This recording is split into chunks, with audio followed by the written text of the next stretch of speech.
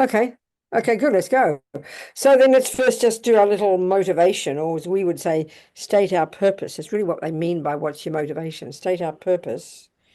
So what we do is we're going to listen, and that includes me, I promise, to these words from the Buddha through our lamas in the Tibetan tradition, from our His Holiness and Lama Zopa Rinpoche, Lama Yeshe, our other gurus, through their tradition, their way of presenting these views of the Buddha of how basically the views of the Buddha of how to transform our minds. That's his expertise, you know. And because Buddha has found that this mind of ours has the potential to be perfect, to be completely rid of neuroses, completely rid of misconceptions, and to be totally wise, to see reality, including the minds of others. And that's what he's found from his experience. And that's been around for several thousand years. I mean, the Indians before him were well on track to this, you know. So we're going to listen to see if there's some tools from this that we can take to help us develop exactly that potential, to develop our minds to become this marvelous person that he says we've all got the potential. So that on the one hand, for our sake, but also because we live in this crazy world together, so we know how to help others. It's two wings of the bird, okay? Two wings of the bird.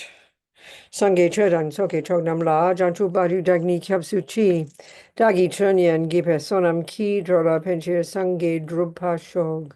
Sangye Chodang Soke Chognam La, Janchu Badu Dagni Kyapsu Chi, Dagi Chunyan Gipe Sonam Ki Drola Penchir Sangye Drupa Shog. Sangye Chodang Soke Chognam La, Janchu Badu Dagni Kyapsu Chi, Dagi Chunyan Gipe Sonam Ki Drola Penchir Sangye Drupa Shog. Okay, so I think it's a really interesting topic,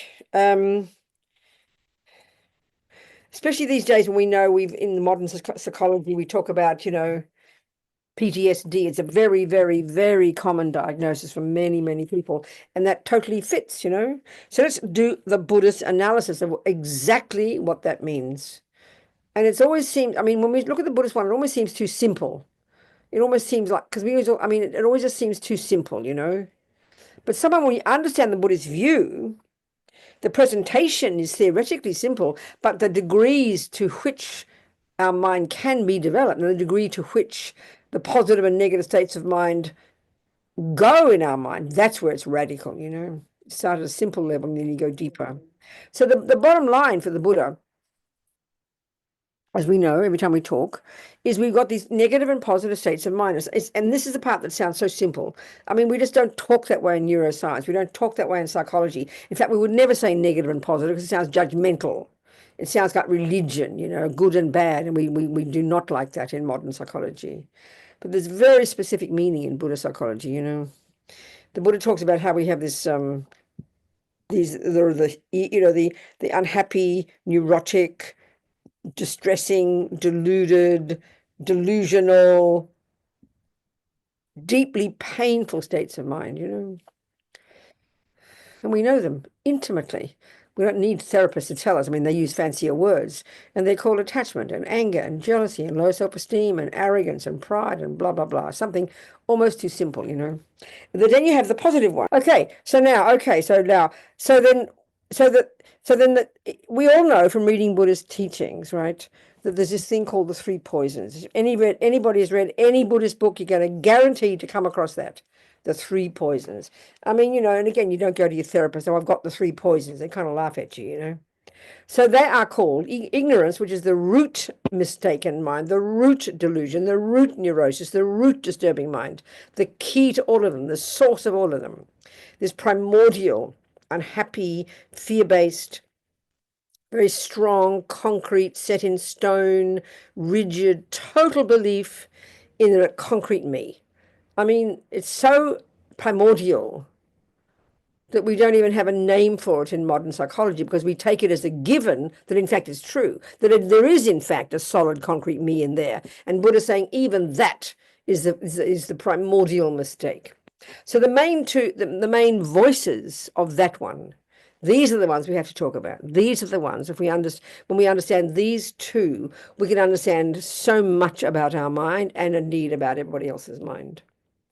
So basically, the other two are called, the next one is called attachment, and there's a hierarchical relationship, you know. The main voice of this the one we call, that's known as ignorance, but we can call it colloquially ego grasping, which is so subtle, it's like it's at the level of assumption, There's this I in there, and it's not happy, it's completely fear-based, it's kind of interesting. Then its main voice is called attachment. And like I always say, it's multifaceted. It's got, so many characteristics, this attachment. And basically, too, it's at a level of assumption.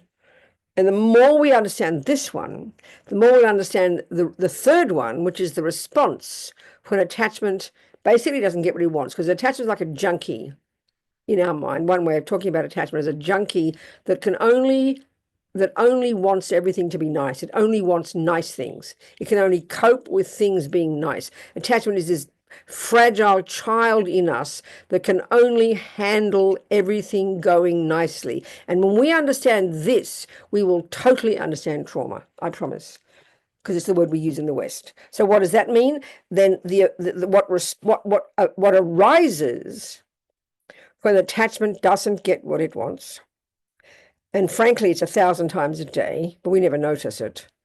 That's called aversion, and it's the interplay of these two that is the source of the problem, because attachment is this junkie that only wants everything to be nice. So there you are, little girl, and you've naturally got attachment. You don't have to learn it from your mother. You got born with it from countless lifetimes of practicing it. And you've got this emotional hunger for everything to be nice. The deepest emotional hunger of this attachment is to be seen as a good girl. So you are a little girl trying to make mummy happy, trying to make daddy happy, trying to be a good girl.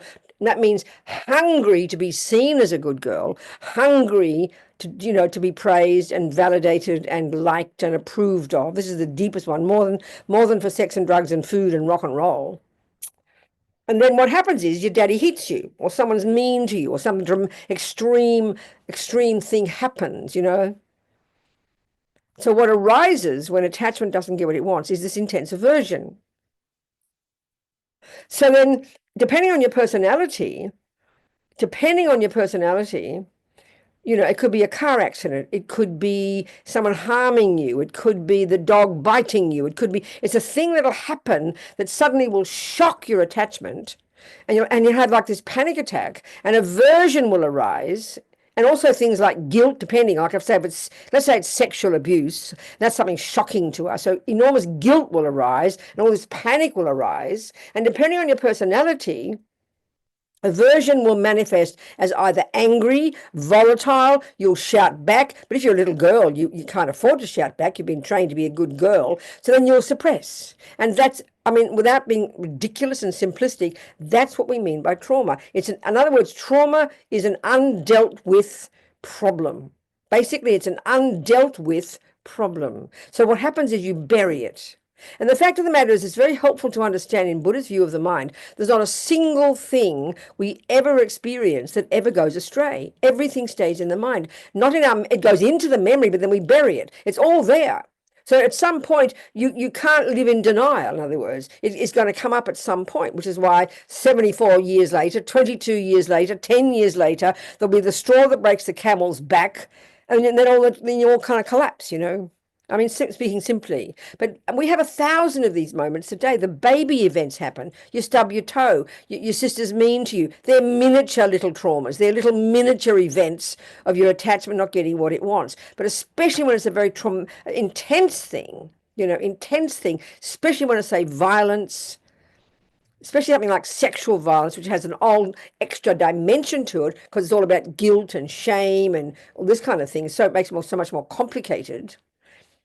But in general, an intensely strong thing, or like an accident, like I said, or even like a dog biting you, but particularly in relation to close people, then you suppress it. You push it away. You don't want to look at it. So it goes in there, and and that's really, honestly, that is what a trauma is. So we call it, what is it, PTS, post-traumatic stress or something. It's undealt with. It's stuff that's undealt with. And if you look at our lives, we're not brought up to deal. We don't have the means. We don't have the analysis to deal with dramas. We don't have the analysis. We don't know how to do with it. So if you're trying to be a good girl, you'll bury, your mummy might be abusive to you, shout at you every day, but you want to be a good girl, so you push it away. You push it away. You get guilty. You think I'm bad, and you think it's all your fault, and you don't deal with it. We don't deal. I mean, we don't know how. We don't know how to deal. We haven't been taught. Okay, even now in our culture, we do have means. You go to the therapist. But when the mini traumas happen, like the mini dramas, like little baby dramas, if you go to your therapist when you get annoyed with your sister, she will laugh at you. What do you mean annoyed? Wait till you want to kill your sister, then come back. So our tragedy, I think, in our culture, we wait till the wheels fall off. We wait till serious things happen, until we're having a mental breakdown or panic attacks. Then we creep off guiltily to the therapist, But it's just like absurd. We don't know how to deal with things as they happen, and we live in denial, or we build them up, or we blame everybody else, So we don't have methods for dealing with not the event, not the event, but dealing with our mind, dealing with our attitude to the event, our interpretation of the event, dealing with what goes on in our mind. We call it, the trauma is the event. That's not the trauma. The trauma is your own mind. The event is the external. And that's a whole interesting point when we understand the Buddha's view about the mind.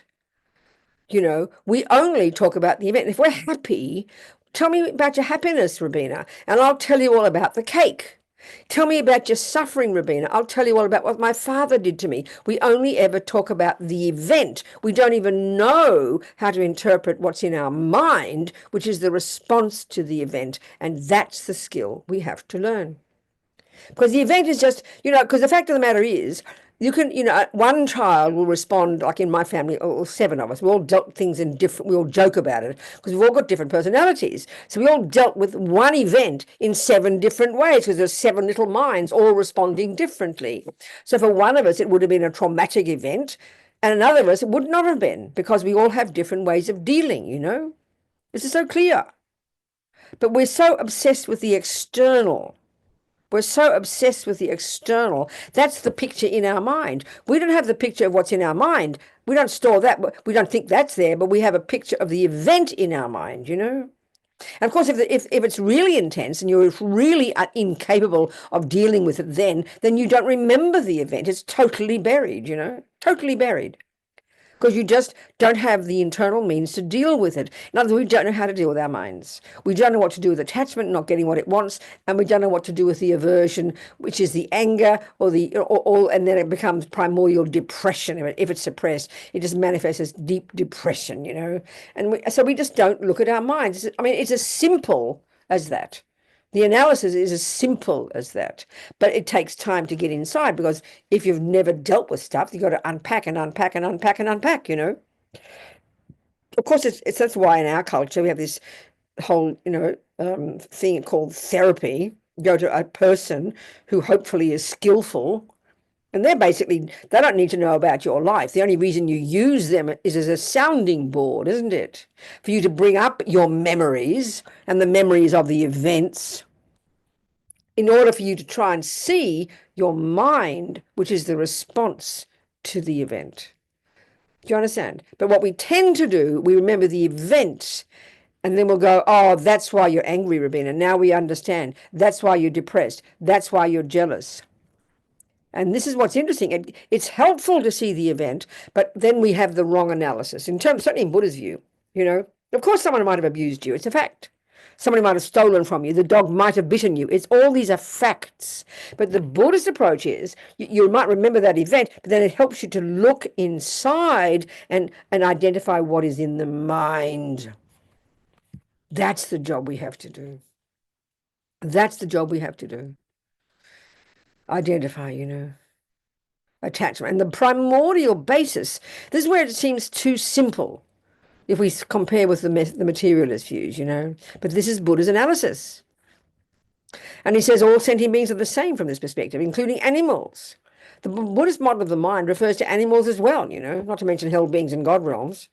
It's the same model. It's very surprising to us, So there's the root delusion, the root neurosis is called, colloquially, ego grasping. And all of these delusions, what's fascinating, we hear about the fears of samsara. We hear those words.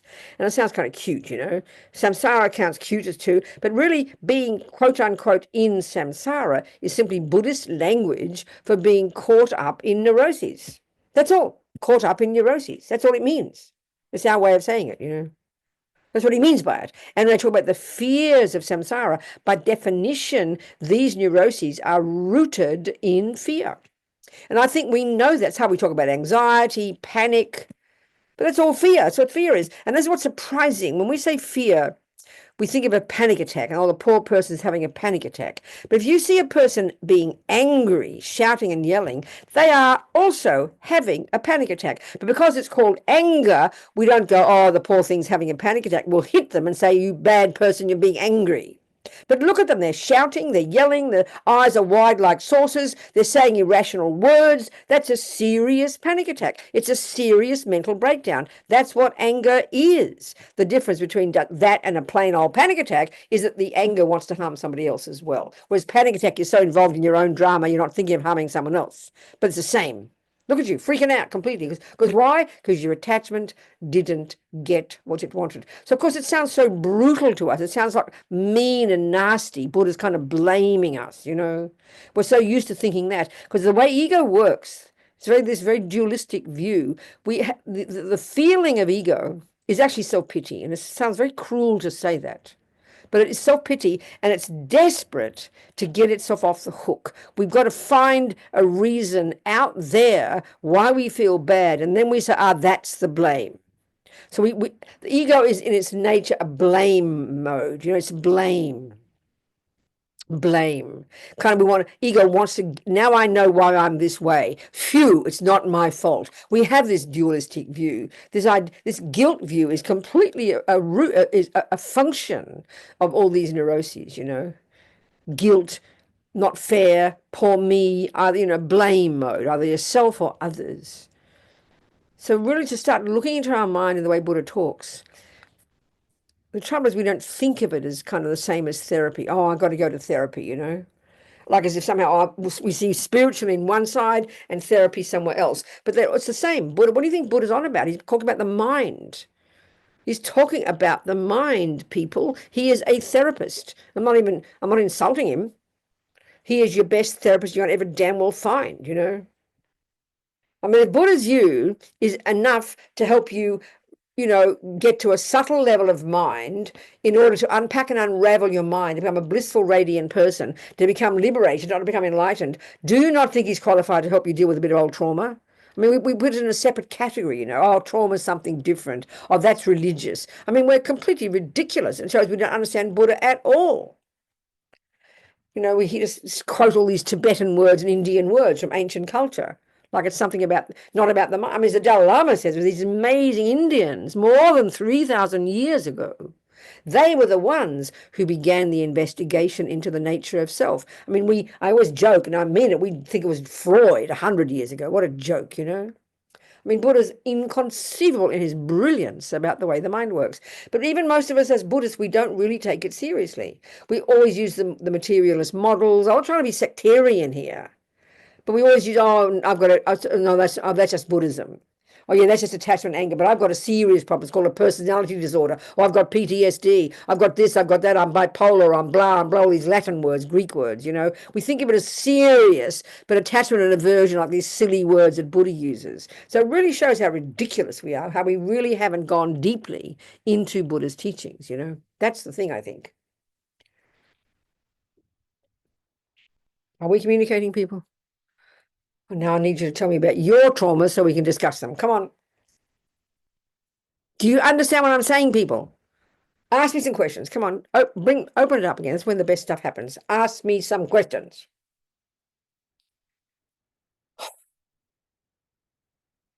No, not yet. Okay, I have a question, Robina. Who is I? Which I is this? Dan. Hi, darling. Talk to me. Talk to me, sweetheart. Hi. Okay, so trauma from history is sexual abuse in the home with dad.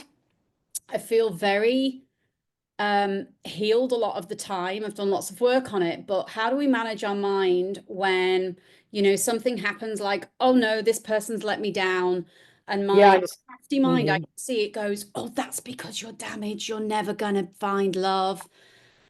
That old story. Some people respond that way to you, knowing your history, you mean? Yes, or things just my mind tells me that because there's something so wrong from my history, that it's going to be almost impossible for me to function in a loving, normal relationship because it hasn't presented. You think you feel that's true? No, I don't feel that's true, but my mind tells me I can Well, watch. that's your mind, and that's the same thing. You do feel it's true. You sort Okay. of okay, good. So then you're saying that you were abused by your father. You're saying that's okay, good. And he's dead now, or he's still around? Yeah, he died a few years ago. Okay, so you felt you've dealt with that. I do. That's really so. Just because it was wonderful to hear it. So I want you to tell us a couple of words to describe what you mean by you've dealt with it. How have you come to terms with it? Are you a Buddhist though? I'm not saying you should be, but I'm just curious. Are you a Buddhist? Do you have the Buddhist views in your mind? Do you take the Buddhist views? You like the Buddhist views I like the Buddhist views. I wouldn't say I'm a practicing Buddhist, but it's been part of my life. I understand. So tell us how you say you've dealt with it. That's helpful to hear it, darling. Go on. Yeah. Oh, thank you for the opportunity to share it. Over the years, there has been a lot of talk therapy, but what's really worked for me is coming to an understanding of forgiveness and compassion, which sounds bizarre to some people, I know. No, of course, that's right, darling. So tell us why you came to that. I came to that because I believe that a person's actions are not the whole person. That's right. And that my father, was also, as well as that individual act, a loving father and a great husband and many facets of a human. There you go.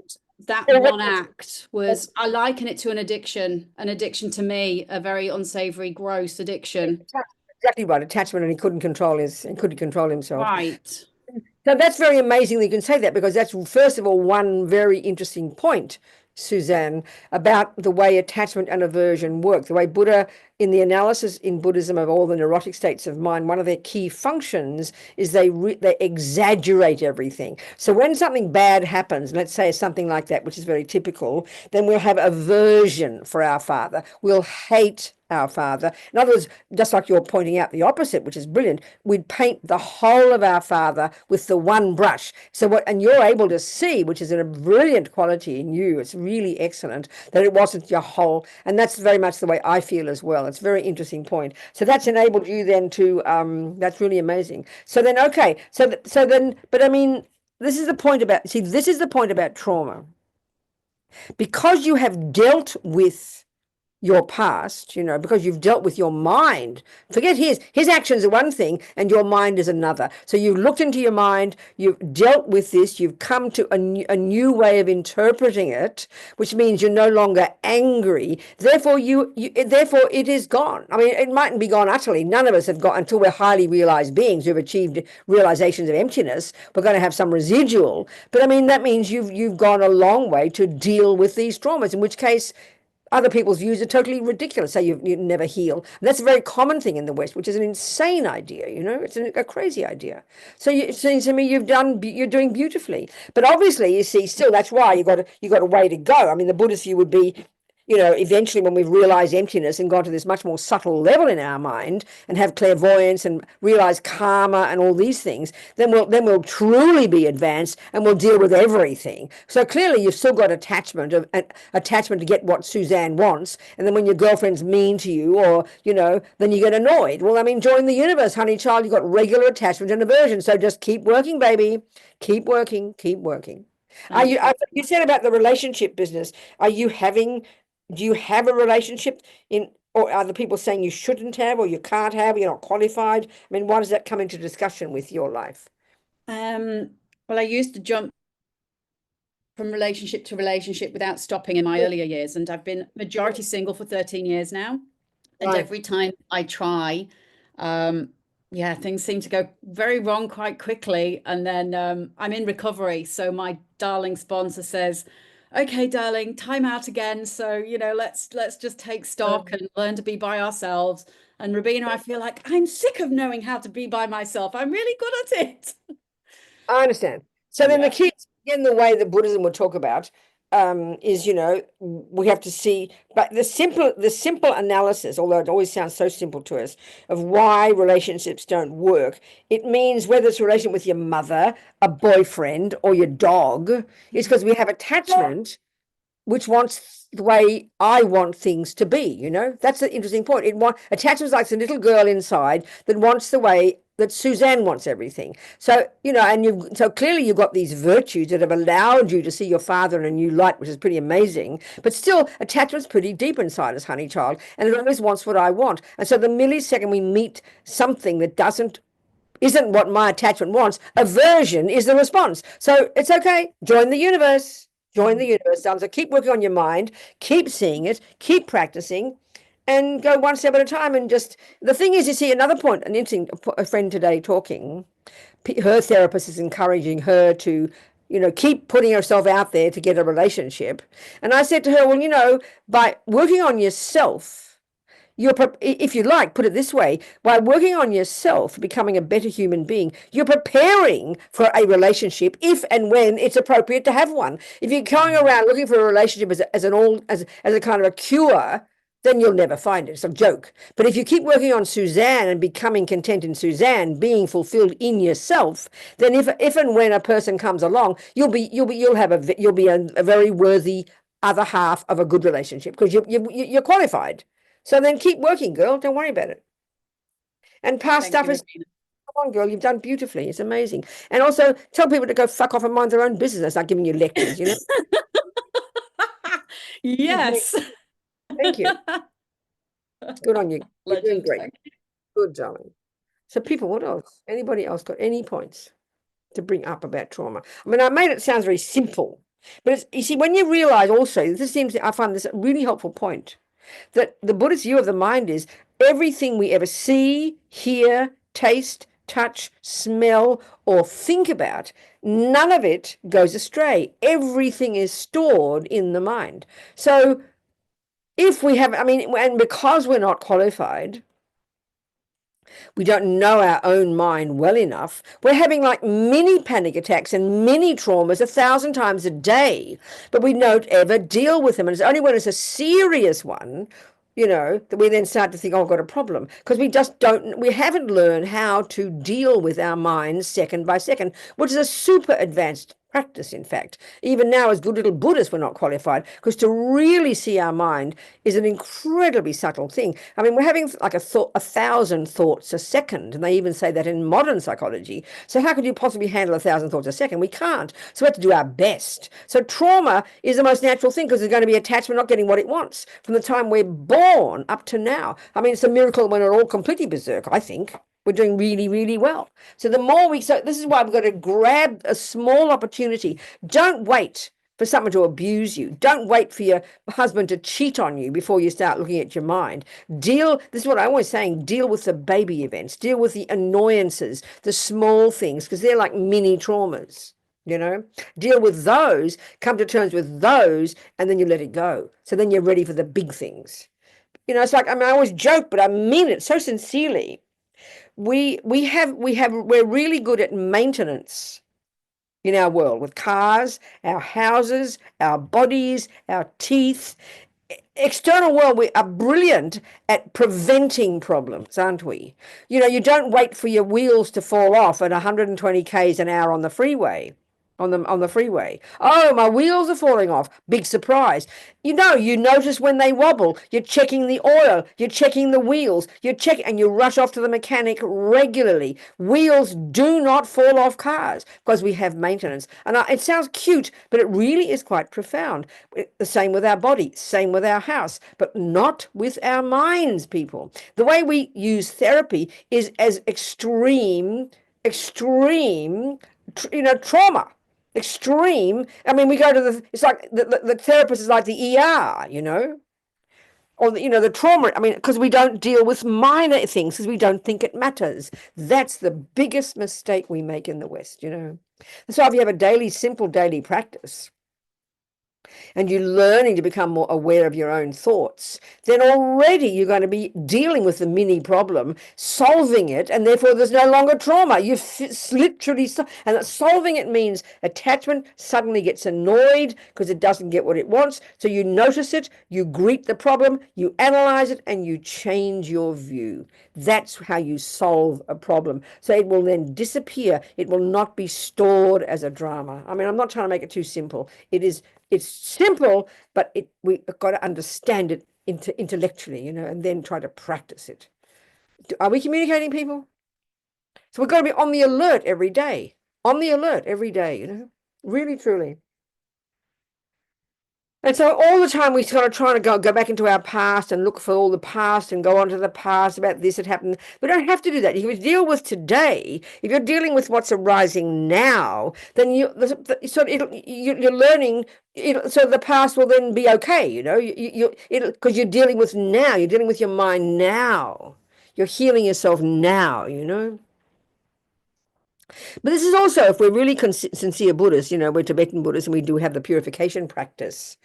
Don't just think of it as religion. When you do the four opponent powers, you are putting atomic bombs under all the past. You don't need to go remember every damned event. You're putting atomic bombs and you're finishing the past, You don't need to have to remember every damn thing. It's like ridiculous. You don't have to. This practice is tremendously powerful. Lama Zopa says we're insane not to do it every day, Because as you're practicing every day, you're getting braver and braver and braver, And then you're opening up your mind. Then you might be able to see things or remember things. Because you're more qualified, you're able to deal with it now, and you let it go, There's so much benefit. But I think the biggest one I'm noticing among Buddhists, among all us Buddhists, we think Buddhism's over here and psychology's over there. That's very demented. I'm sorry. If you don't think the Buddhist practice is about your mind, I don't know what the hell you think it's about. I mean, what the hell are you dealing with? What part of yourself are you dealing with if you're not dealing with your mind? It's like ridiculous, It's very weird. Are we communicating, people? Talk to me. Ask me some questions, please. Come on. Please ask me some questions. Anything at all. Hi, Venerable Robina. It's Oh, Beth. Beth, I'm happy to see you. Hi. This is about the death of my best friend, which now I'm fine and I can talk about it okay. But today it's 2.5 years ago. Yep. And today would have been her 70th birthday. And right. And,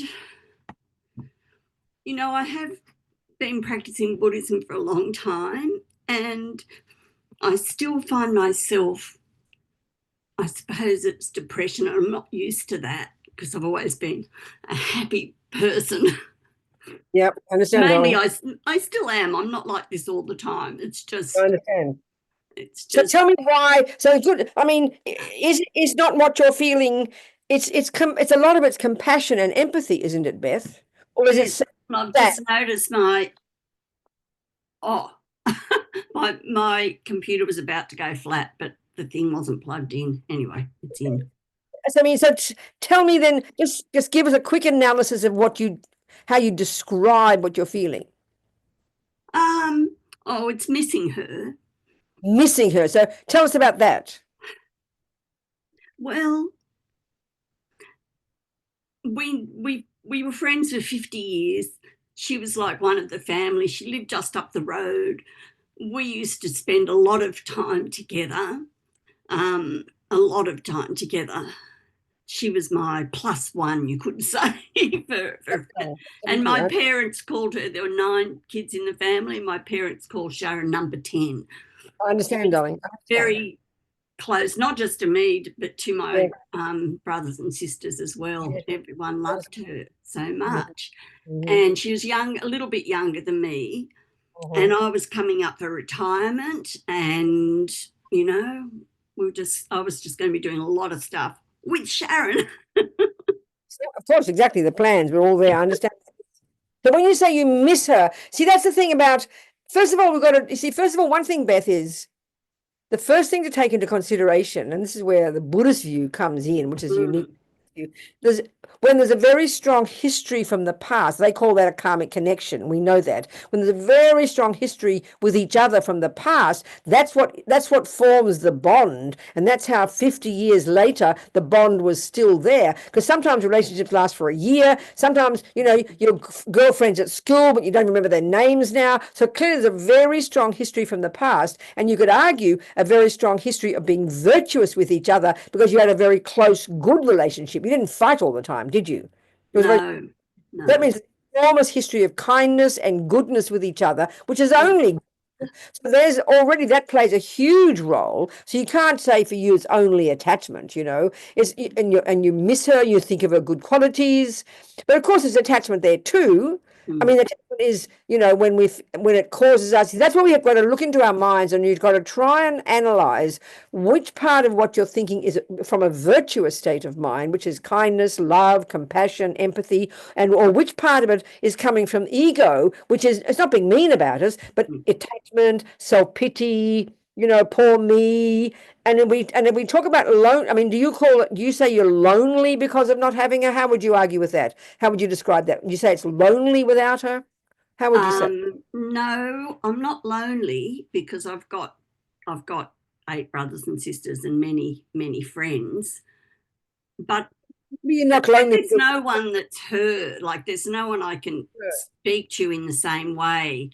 You go a close. So she was a particularly close. You were able to confide in her. You mean?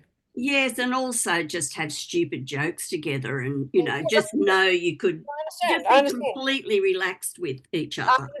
So then, do you think it's a bad thing or a good thing that you're still feeling this, or are you just dealing with it and seeing it's part of life, and you're learning from it and realize it'll be you who'll be dead soon? I mean, are you learning from it? Are you learning about impermanence from it? Are you learning about from it? What are you learning from it? Rather than sinking into it and making it a little bit depressing and could get a bit sort of miserable, are you seeing it as a learning? I mean, you're getting a wake up call from it, or what? Not necessarily. Partly, you know, because it was a sudden yes. thing. Yes. She had a stroke and wasn't found for a few days. Then she did live on then for another 5 months, which was great and could communicate. But then we knew she was going to die. So all of that was hard.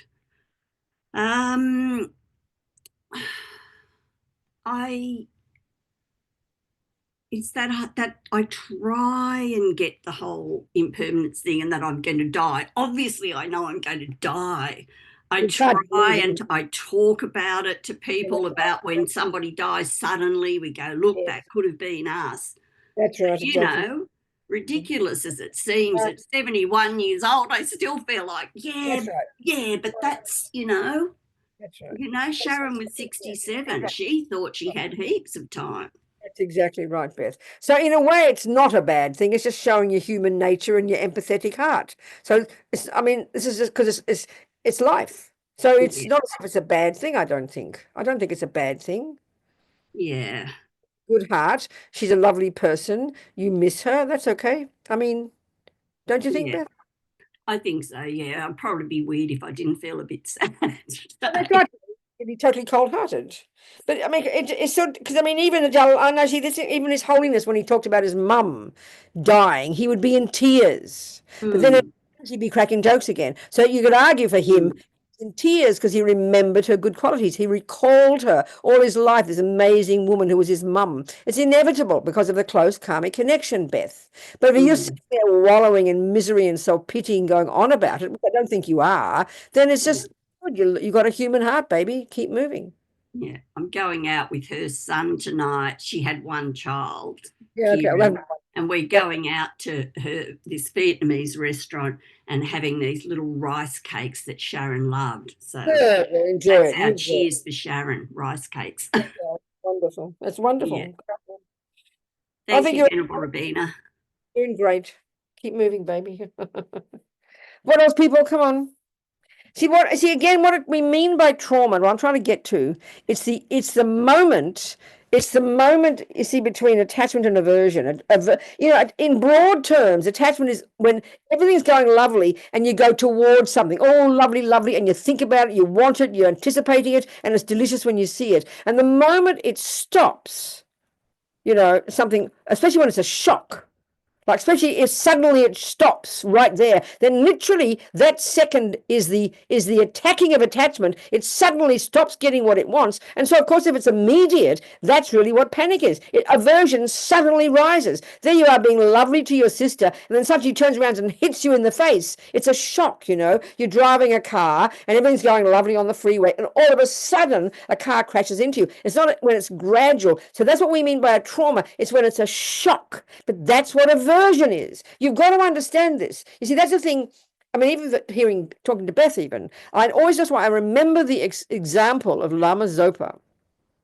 And that's why I think it's good to use examples of people who are accomplished, who don't have trauma, in other words. And the point is this: there he was as a little boy, 8 years old, and he was drowning. He always tells the story when he saw first time he saw white people. They call them yellow-eyed or something weird in the Sherpas, call them yellow-eyed people or something weird. So he saw these across the other side of the river. He was 8 years old up in the mountains, and he saw these weird people with straw-coloured hair and white eyes, they call, or something weird. And he wanted to meet them. So he bought his bowl of cooked potatoes and walked across this rickety bridge, which is really just a tree trunk, and he fell into the water. And how he told the story is such a classic example of a person who's realized emptiness, who doesn't have ego, who's given up attachment and aversion. And you have to take that as a given here. That's not the Western view of all.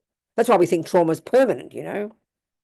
But the Buddha's view is you can get to a point where literally the dramas have gone. It's very hard for us to conceive that. So the way he told the story was, he said, the thought occurred to me as he's drowning, you know, that the person known as the Laudo Lama, he was recognized as a little boy as the reincarnation of a previous Lama. He said, the thought occurred to me that the person known as the Laudo Lama is about to die. He said that to himself as he's in the water, not knowing how to swim, because it's very tumultuous water up there. And then he said in his commentary to us when he's telling the story, and of course I didn't know anything about emptiness, but he said there was no fear. And this is the point I am making. Because ego grasping, the root delusion, this primordial belief in an intrinsic me, and then on top of that, the desperate emotional hunger every second to get what that me wants. When something shocking like that happens, which we call trauma, he didn't have trauma because he didn't have attachment and aversion. You can hear that analysis. It gives you a hope to know that we can also be that way. That's why at least dealing with the baby events, don't want you going to bloody well drown, you know. It's when the mind gets a shock. And why there is shock is because we have attachment. And attachment is this emotional hunger for everything to be nice.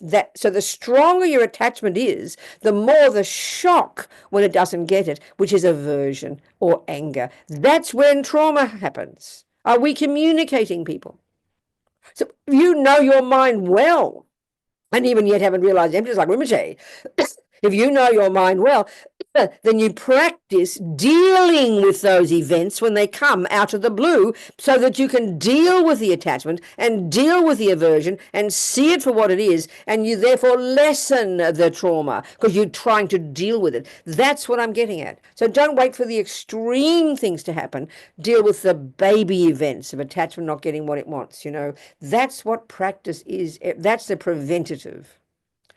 Are we communicating, people? That's right. I mean, we've all got trauma because we've all got attachment.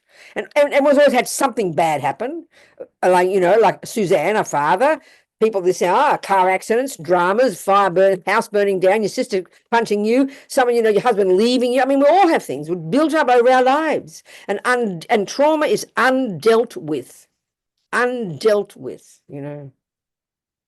Of course, it's true we have shock. Even a small, I mean, a car accident, you have to have it. You have to relax. You have to sit, you're shaking. Then your whole poor nervous system has gone berserk. That's what happens because the mind and your physical energy have an intimate relationship. So, of course, it's going to be traumatic.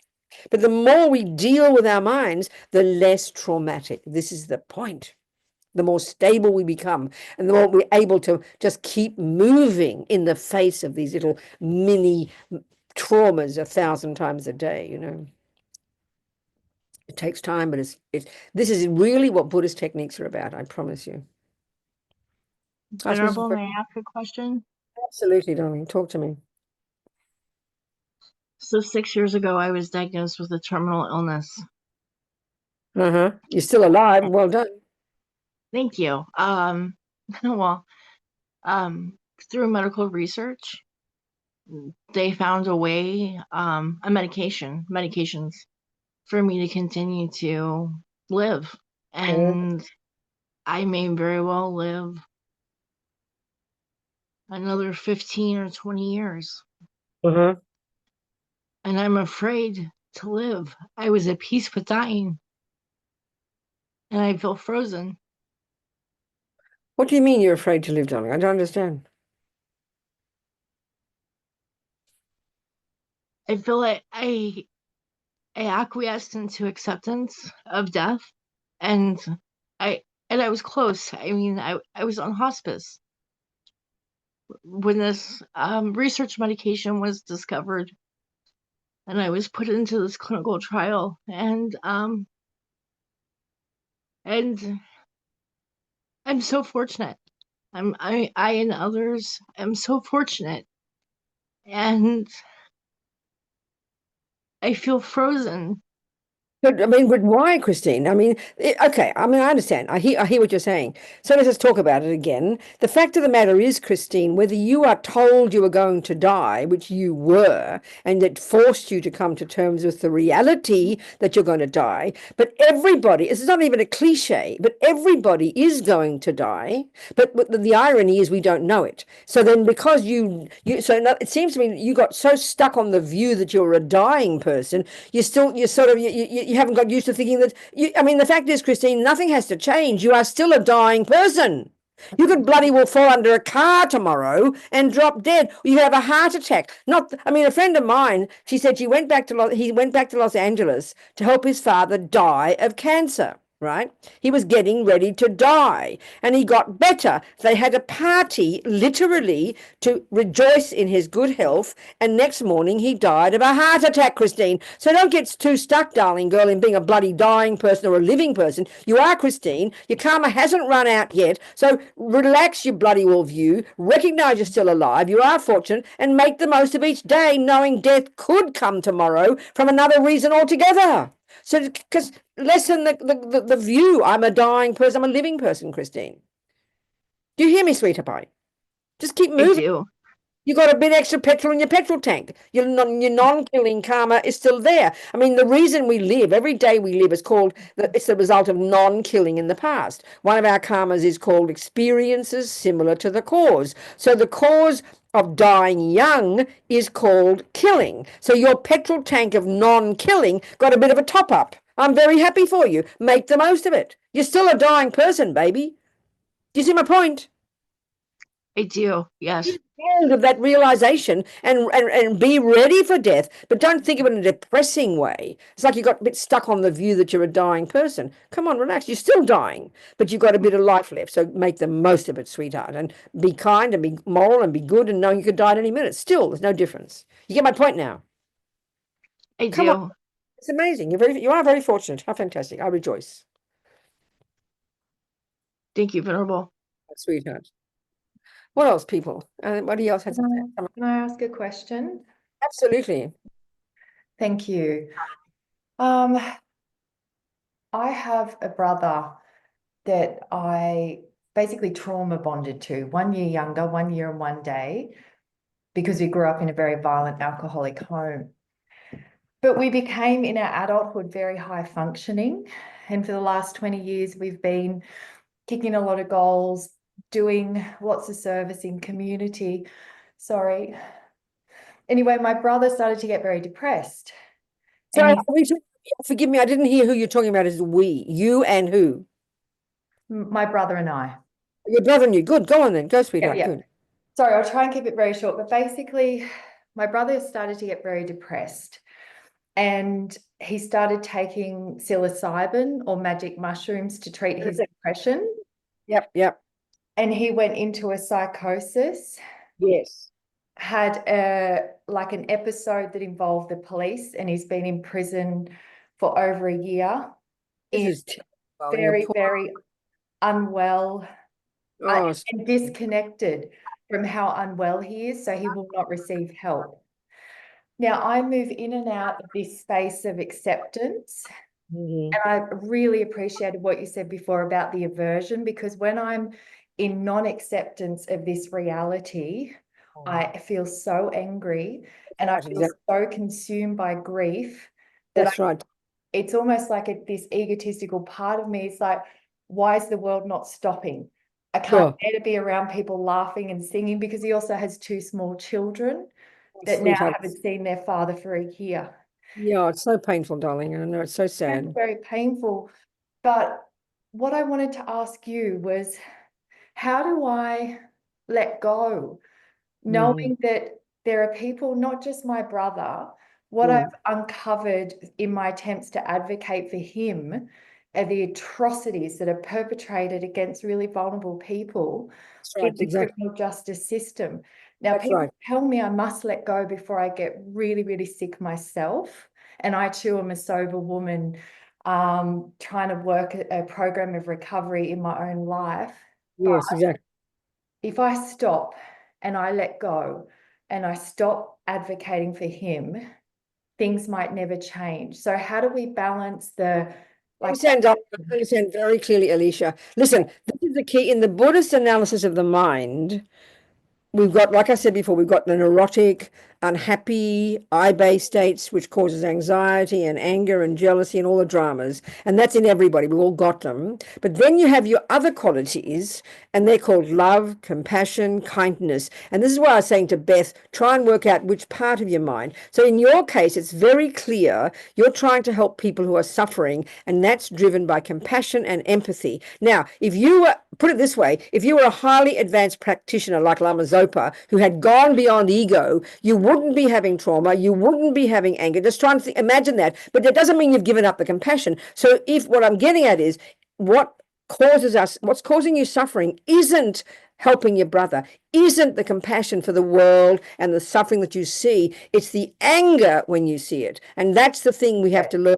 To don't throw the baby out the bathwater, and let go doesn't mean stop doing anything. It means it's very hard, Alicia. It's really subtle to see the difference. We've got this enormous attachment for things to be lovely. And that part of you is insulted and outraged when you see the injustice and you see your poor brother suffering and all the other poor people. So your anger is why you're suffering. Your anger and the craziness in you, but the compassion is another part of you, but they go along together and we almost can't see the difference. So you don't have to let go of compassion, let go of wanting to help, but we're trying to cultivate a courageous view that when you see the garbage and you see the injustice, you just see it for what it is, and then you think, what can I keep doing to help? It demands patience, it demands perseverance, and it means you learn to not be angry, and that's the part that's hard. So you got to look it in the eye, and then of course, if you've got a Buddhist view, you have a view about karma. You know this is human nature.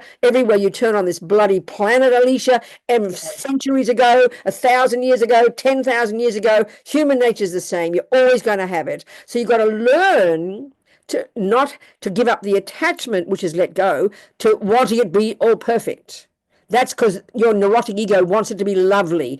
Your virtuous part of you wants to be good too, because you've got compassion. So keep the compassion, keep the goodness, keep the wish to benefit others, but give up any fantasy expectation, of suddenly everything being perfect. And just accept, Buddhism has a strong view about karma. We create the causes of all this stuff from the past, but you do what you can to help. You can only do so much. And the other tragedy is, when suffering is so bad, to say just your brother alone, we judge our own success on whether or not it all changes. But you might not be able to help your brother. Maybe his karma is so heavy, nothing's going to help him. Maybe his kids are going to suffer. All he can do is do what you can, and don't judge your failure or success based on whether or not they get helped. This is a massively important point. You've got to go one step at a time. I remember when I was an old radical lefty back in the 60s and 70s, and I was always impressed by Martin Luther King. There he was, so courageous. The world was such a disaster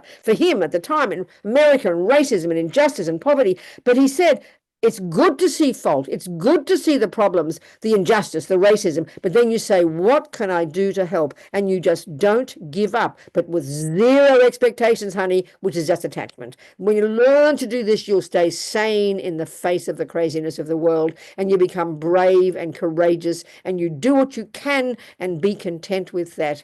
You can't do more. Thank you. Do you understand, darling? Do you understand, Alicia? Yes, I do. Sorry, I do. And Good work, darling. And using the Buddhist analysis, we've got to look into the mind and see the attachment and the neediness, the emotional hunger for everything to be nice and pretty, and then the anger when we don't get it. That's one part of us, and that can destroy us. And then the other part is, what can I do to help? And that demands humility and patience and courage, and one step at a time, and delight in what you can do to help others, you know. We have to do this choice. yes, because I appreciate that reminder about just the expectation around outcome, because That's massive, darling. That can kill us. Yeah. Yeah, that's like key for me. So I really appreciate that, because it does feel like that everywhere I turn, there's That's something, right. and I'm really empathic. Yep. So it sometimes feels like I just am reaching a point where I just can't handle. Yeah, that's right. And also you got to, and that's where if you know, like using this same view, the Buddhist view, the more you work on your own mind and you get less emotional neediness for things to be lovely, and therefore you get less aversion and anger when they're not. And then that makes you stronger and more humble and more patient, you know. But just keep working slowly, but also you got to know your limits. I mean, when I always remember, you know, reading about the nurses and doctors in the hospitals during the pandemic killing themselves because it was literally unbearable, because we don't look at the difference in these parts of our mind, and we have to see the difference. We don't suffer because of attachment and empathy, sweetheart. We suffer because of attachment and aversion. Are you hearing my point? Yes. In other words, when we're really advanced, when you've given up attachment and aversion, every time you see suffering, what it does is give you even more courage to never give up doing what you can. But with zero fantasy expectation, now it's all going to be perfect, because that'll destroy you. Because there's only ever so much we can do. But try and get satisfaction in your own self, in your effort to help others, and do what you can. Do what you can. But that's it. Be happy with it. Do you understand me, darling? Yes. Thank you. Thank Keep you. going, sweetheart. You're doing beautifully. Thank you. Good, darling. See, the key to this every time is the Buddhist analysis, you know. All of the negative ones and the positive are mixed together like a big soup, and we just can't tell the difference. This is the tragedy, you know. So with Lama Zopa, there he was drowning. Talk about a trauma. But as he said, and this is hard for us to even conceptualize as a possibility. It sounds like a fantasy for us in modern psychology, because we take it as a given that fear almost is necessary. In other words, we think if Lama Zopa didn't have fear, he would have just sunk to the bottom of the river without making any effort to get out of the water, and just go, oh, well, I'm drowning. So we assume that this fear, this instinct for survival, which is fear, is necessary. The Buddha says, don't be ridiculous. Intelligence is necessary. And the fact of the matter is, Lama Zopa being who he was, because he's done the work, if he did drown, he would not have freaked out. This is beyond impossible for us to imagine, because we take aversion, attachment, and ego grasping as absolute givens, as a normal part of a normal person, which is why Buddha's view is so radical psychologically. So we've got to consider that possibility. that we can learn to lessen the neuroses. And as I said just now to Alicia, become stronger and clearer and even more compassionate and more wishing to never give up. That's why I love that example of Martin Luther King. In the face of incredible suffering, look at him. He was so courageous, and he didn't freak out. He just kept going, that gives him courage, and then he inspires other people. This is the point. What can I do? He said. It's good to find fault. It's good to see the injustice. But then what can I do to help? That's tremendous, But the key to this one is this distinguishing in our mind between the I-based, fear-based, ego-based states of mind, attachment, aversion, and the positive states of mind. Because the positive states of mind can't cause suffering. We've got to really see this. It's quite hard to see. It's not the analysis we use in the West at all. So it takes time to look into this. It's quite a different view, Tell me what else, people. Anybody else got a question? Thank you, Robina. Yes, good. Talk to me. Yeah, Eng Kong here from Sydney. Oh, very good. Yes, Eng Kong. Talk to me. Thank you for your talk. I really get it that you present the basic Buddhist teaching on the three poisons as a background Yes. dealing with trauma. Yeah.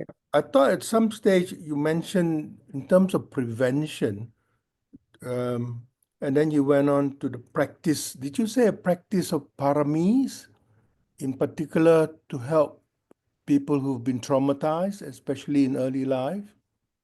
I don't think I said it. I don't think I mentioned anything in particular. Why don't you say a little bit more what you're saying? Yeah. So my question was, from your experience of helping so many people who've gone through early life traumas, like including the one that where children are abused by their adults, by their Exactly. parental figures. Yes. Is there any particular practice or teaching from your Tibetan Buddhism that you found most practical and most useful? No, I understand, Anton. I don't see. I really think no. Not especially. Of course, if I were, people come to me for advice, including people who've been sexually abused. Let's say, So for me, the first thing to be aware of, even before when I spoke to Suzanne, I said, have you got a Buddhist view? Because then that determines how I speak to her. If she told me she was a 20-year practitioner who totally has faith in karma, then I could completely talk to her about karma. Whereas for another person who's never heard of karma, it will be the most outrageous thing you've ever heard. So for me, it very much depends on where the person is at. So if I have a person who comes to me who's a totally devoted Buddhist, I can talk a completely different way, and they would help, and that'll help with the analysis. Like, for example, I said to Beth, because she's been practicing for 30, 40 years. But a person who comes along to me who has no Buddhism is completely different. So I think it really is like that. It totally depends on where the person's coming from. So if a person full of rage and despair and fear and is not a Buddhist, the very first thing I'd be doing is showing total empathy and love and courage and how amazing, and I admire you, and talk, and encourage them if they wanted you to talk about it. So it very much depends on the person, where they're coming from, what their view is. I mean, do you see my point? Yeah, that's great. That's answering my question in a very lucid and practical way. So if I take that further, Robina, let's say it's a devoted Buddhist and someone who's been meditating regularly and so on. Yes. They're still haunted by the trauma from the past. Yes. Any particular Buddhist teaching or practice you would suggest to them? For sure. If this person is really, if this person is, especially if you're a Tibetan Buddhist, I don't know, I haven't had many teachings from other traditions, but I certainly do know in the Tibetan Buddhist tradition, and certainly with my teachers, that the talk about karma is tremendously central. It's not just many people who like Buddhism have no interest in karma. But for me, I can't imagine being a Buddhist Buddhist without factoring in this bigger picture that Buddha has, that we come from the past, we're programmed by our own actions. And if we have that view, if we do have that view, and if I'm a practitioner or somebody's a practitioner and they're still dealing with that trauma, and I mean, regularly this happens with people who talk to me, if they've got the view of karma, I try to talk about it in such a down-to-earth way, because the trouble is, because Tibetans, you know, have had the view of karma in their brains for 1700 years. So it's a given for them. Whereas in our culture, materialism is a given. So you read the Tibetan literature, or even indeed the Indian literature, it's talking to the choir, as they say. So you've got to talk about karma in such a different way to us Westerners. And when you talk about it in a way that can be kind of explain things, then everything changes. So, I mean, because, see, I think when we really, another point now to Eng Kong, I think the real point when we say trauma, what we're talking about is anger.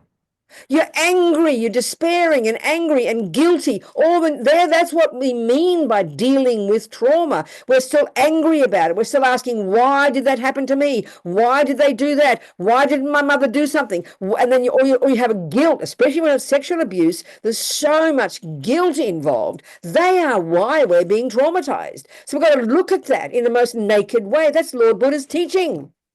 We're unable to look at it clearly because we're still angry that it happened, and how dare it happen. And I think if we've been victimized, when we have suffering of being a victim, we're angry with ourselves that we somehow didn't deal with it. You know, we're so angry. And so, I mean, it's anger that we're talking about, Eng Kong. We've got to realize that's what trauma means. It's anger and anger and fear-based and guilt. They're the names of the delusions that we're experiencing. They're not mysterious. You see my point? Yeah, I hear your point. I see your point. And I suppose you're again taking the anger back to one way of ultimately dissolving the anger more and more. Central to it from a Buddhist point of view, if we understand and accept karma, isn't it? Especially if we understand and accept past lives. The one we have to, so the way to get rid of anger, we have to analyze what karma means. It means we've got to know the theories. So, you know, this is why I always use the example. Such a good example of these. I always quote this story. Many people here in Sydney have heard it so many times, but it's such a good example.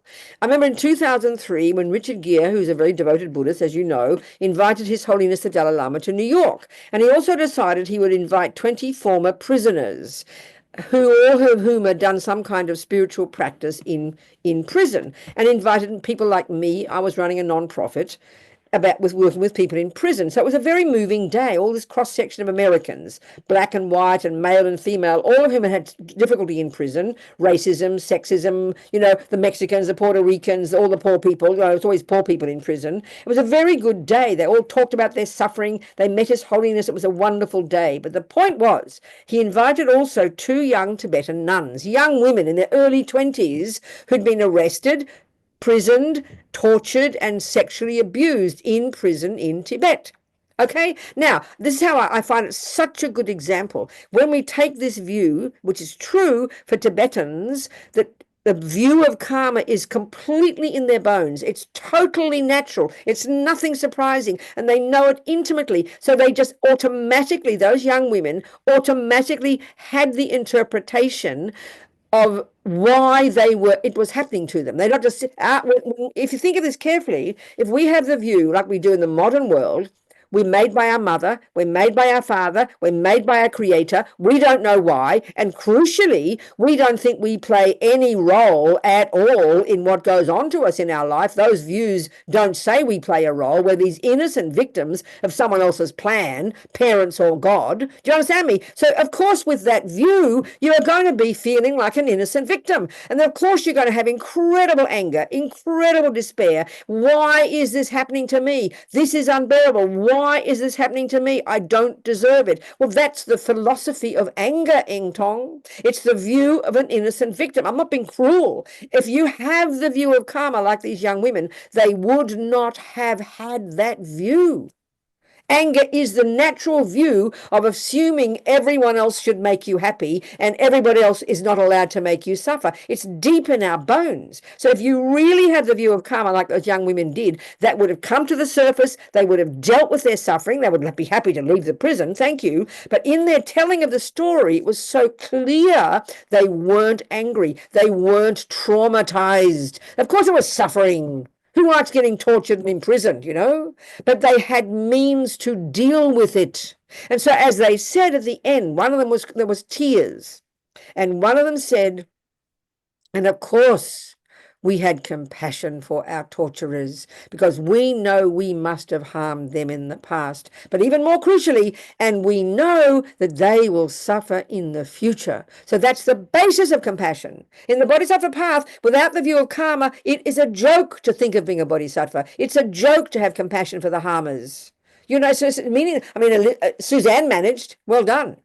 So do you see my point, Ing Tong? So karma is totally implicit in all this teaching. And unless we look into it deeply and take it on board as our hypothesis, we will continue to feel like an innocent victim, which means, why did that happen to me? I don't deserve it. And if you really did be made by your mother, and if you were made by a creator, then you are right. There is no reason. So no wonder we're all crazy in the modern world, Ing Tong. Ing Kong, do you see my point? Thank you. That's very good. Thank you very much, Robina. That's my thinking. That's what I mean, because I have to talk about this stuff. And for me, I know when I first heard the teachings, I've been brought up a Catholic. You know, this was what I've been missing in my life. I love the teachings about karma. And so, but we shouldn't just say, oh, it's karma. We've got to learn a little bit about it, a little bit, not too much, a little bit about the logic of how it works. Then we can use it as a practice to interpret our world. You know, it's so powerful. I find it tremendous, you know, really very, very powerful. And until then, we will always naturally feel it, anger. How dare it happen to me? I don't deserve it. It's the natural response of the dualistic view of ego. You understand? It's very powerful. Yeah. You understand? But of course, it all depends on the person. If a person comes to me who's never heard of it, of course I wouldn't speak about it. Of course I wouldn't. That would be ridiculous. You know? But if a person, I mean, even one of my, like a friend would come who's a devoted Buddhist, even studied the philosophy really deeply, and then going on about, you know, being angry, and I'd be very firm with them. I mean, if you're a Buddhist, you've got the view of karma. What do you mean about angry, you know? I mean, it depends on the person. Depends on where the person's coming from and how you help them, you know? It's very crucial, that one. You understand? Yeah. Good. Thank you so much. You. Thank you. Hello, Monique. No, also, I think there was someone else that had a hand up before. Who was it? Felicity. Yes, sweetheart. Go on, talk to me. Then you, Monique. Go, Felicity. Hi. I mean, this is secondary to what you're just saying as well. Because the active experience of anger, you know, like when you're talking about children that are very young and the harm is coming from a parent that they must be bonded to, then they're not, you know, I mean, my experience of that is more that the trauma actually resides in grief, that there's a heartbrokenness. No, it's true. I agree. Well, I mean, I'm trying to resolve it by accepting it, actually, but I'm also trying to resolve it by taking the advice of a man called Bruce Tift, who wrote a book called Already Free, and he said, just unconditionally for a week, just tell yourself, I'm never going to fix this.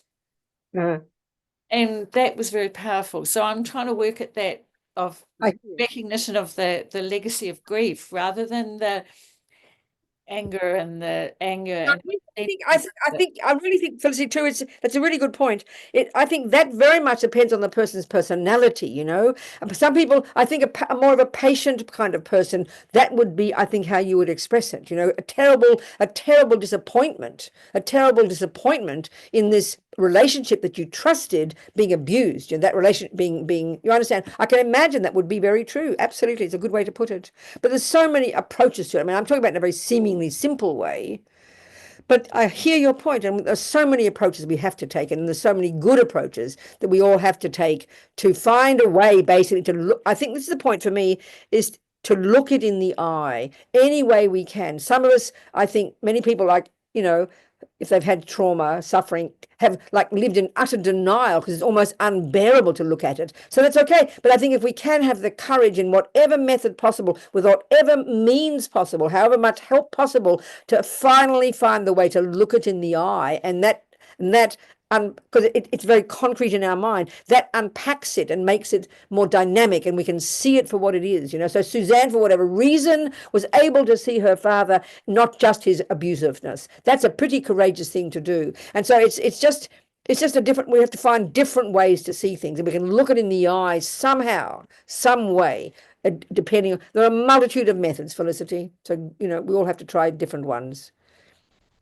Do you understand? Because see, what I've found, what I've noticed, I mean, I always joke at this example, but it's true for my own self. I got held up with a gun. Well, actually, I got raped as well, but I'll forget the rape one. Doesn't matter. But I dealt with them in the same way. Even my father, it doesn't matter. I won't talk about my father. But I remember because I'm a bossy girl and I'm very aggressive, and I'm not very afraid of violence for some reasons, my mind, you know. And so this time I was held up with a gun. I find such a good example. I didn't plan it. And I suddenly became I was about 20, I was 30 or something in New York. This dude comes up in the middle of the night, 2 a.m. It was like a joke, really, because my sister and I had just come out of this Irish bar. It was in the mid-70s. And she kept she had her glass of wine still. She was drinking her wine on the way home at 2 a.m. And this dude comes out of nowhere with a gun, right? And he puts it into my chest and he says, "Give me your money, bitch." I remember it so vividly, so crystal clear. And it was very hilarious, the whole memory of it, because there's Jan with her glass of wine.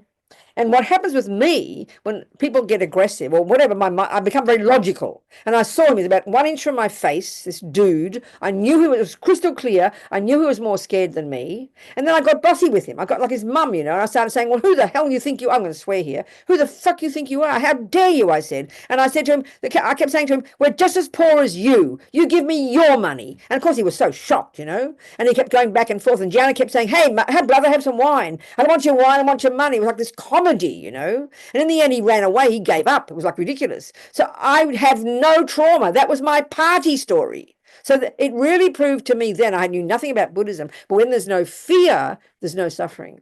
So it just happened. It was an experience I could learn from. I've lost you now. Where are you? Where are you, Felicity? I'm back here. I've lost you. Hear my point. That's what I learned. Even with my father, I'll say one more example. He was a bit, I love my daddy now, it's okay. He was violent in other ways. But I remember when we had these big fights at home, and I didn't have fear. So I didn't have trauma. I didn't have fear.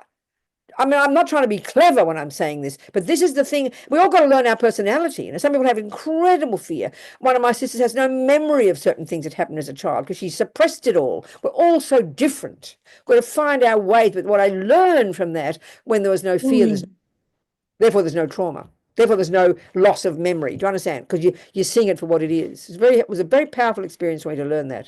Do you understand me, Felicity? I'm just talking here. Yeah. Yes. And you know, I mean, yeah, what to say? I mean, fear definitely in spades. I remember, and I have a very hair trigger for being frightened. But yeah, but I think it's the element of being afraid of my own grief, really, which really had it for a long time. Yeah. So I mean, the thing is, whatever method you're using to deal with it, go for it, girl. That's why I'm saying a Buddhist analysis, but any method at all that can help us deal with our mind, help us look them in the eye, help us unpack things, use it. I have no limit on that. And there are so many good human beings and so many good methods out there. I just like to analysis because that's for me the basis, you understand, from my way of seeing things. But any method we can find to help us look into these things, marvelous. And it's like the method that I've studied under you for a while, and it's in my mind, and I use it all the time about it. This is just my junkie not getting what it wants, you know. Yeah, exactly. But I think with this one, I struggled for a long time thinking, well, you know, how can you say that to a little child? It really, Felicity, that's the point. You don't say it to a little child, but you might say it when you understand the view to your own little child. You would, because we're all born from past karma with this attachment, with these feelings. So it's not blaming. See, we hear it as blame as well. It's just an explanation. It's not blame. And when there's an explanation, it means I can do something about it. So as a little girl, there I was, little Bobsy, we've got our own mind. So it's being kind to Felicity, talking to Felicity like this, a little girl. Well, she came into this life with strong attachment, and this person, she had this relationship, and so the panic that arose when she didn't get, I mean, it's not cruel. It sounds cruel because our views in the West very much make us kind of, we feel we have to get off the hook, because as soon as we factor ourselves into the thing, we think it's blame, and it's just not blame. It's explanation. Okay. You see what I'm saying, Felicity? Yeah. So I mean, and sometimes I think, well, all of this is just purifying with this whole experience.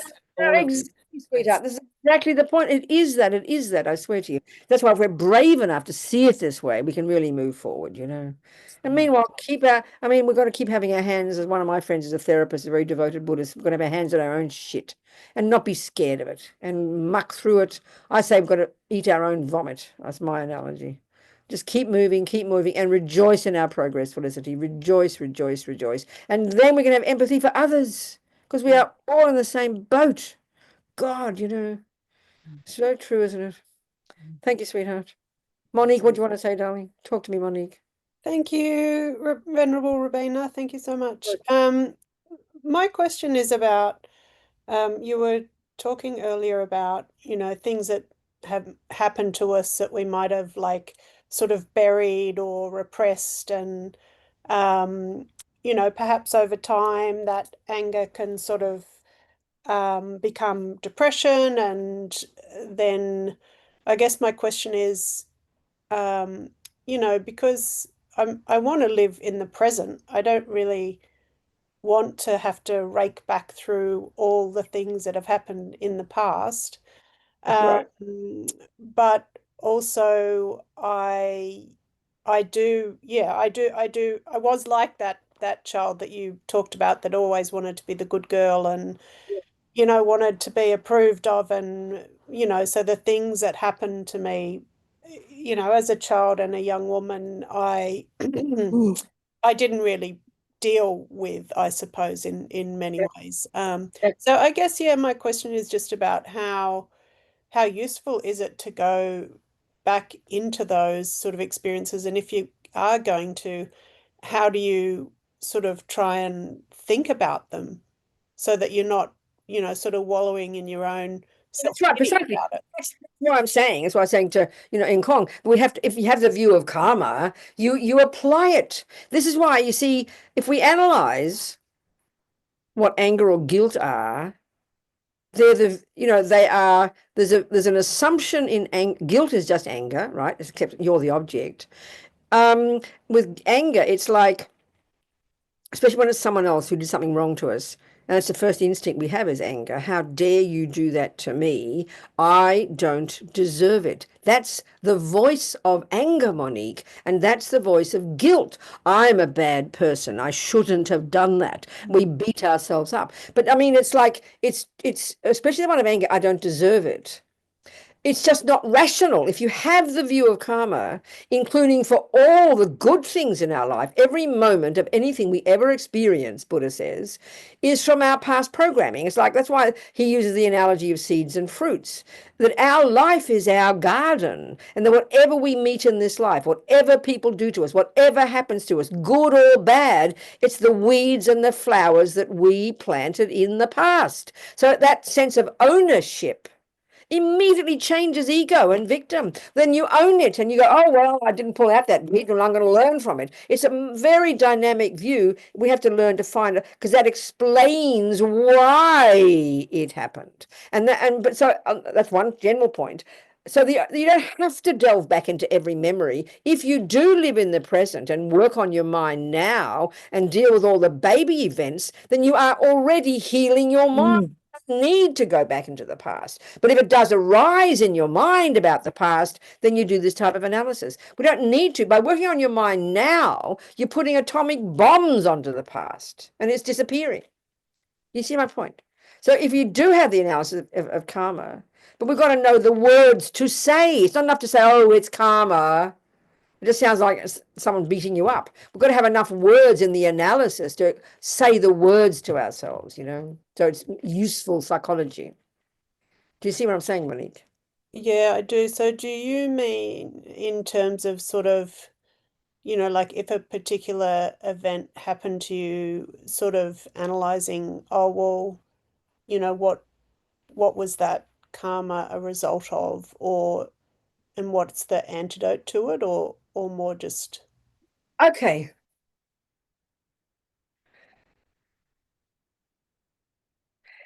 I mean, no, forget the past and forget the past. The way to apply karma now is as Lama Zopa says, everything is our own karmic appearance.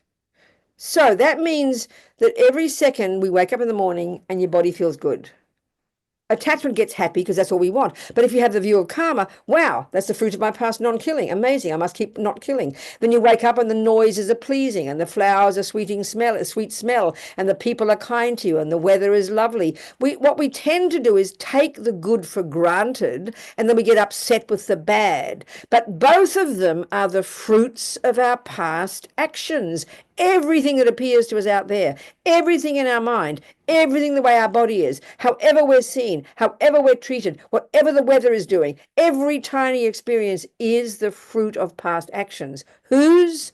Yours. So it's a very dynamic approach. Like if you walk out and you look at your garden and you see all the veggies and all the flowers, you don't just go, oh, aren't I lucky? I wonder who put veggies in my garden. That would be a stupid thing to say. You own the garden as yours, so because you planted them. That's the way to apply karma in your daily life, which we never do because we push the ugly stuff away. How dare that happen to me? And we take the good for granted. So it's totally ignorance, the opposite to emptiness, the opposite to cause and effect.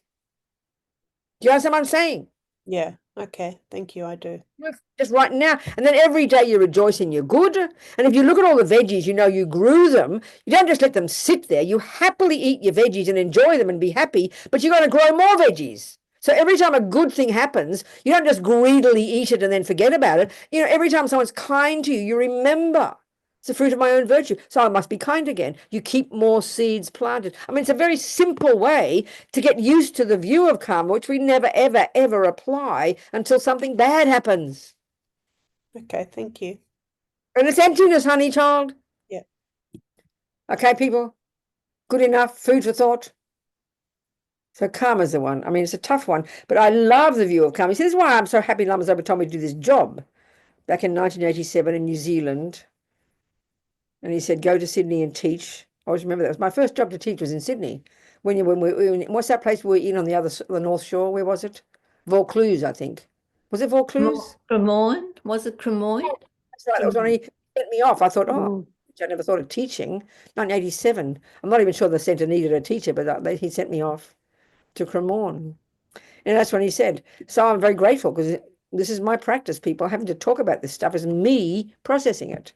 So I'm so grateful that you listen to my shouting and my yelling. Okay. You're helping me process Buddha's teachings, and I'm most grateful. Truly, truly, I swear. Thank you very much. So if there's any benefit from my shouting and yelling, I'm delighted. And if not, then I'm sorry. I promise as I get older, I'll calm down, but I haven't yet. Okay. Thank you, Venerable. It's music to our ears. We're very, very happy. Thank you. We delight here. We've been gone hour and a half, gone like a dream. All these seeds we've planted, every moment that we've been together in this 90 minutes, nothing has gone astray. It's all gone into our memory. So we think we're going to nourish these seeds from this moment with our virtue and our goodness and our efforts to work on ourselves and help others, never giving up, never giving up, never giving up.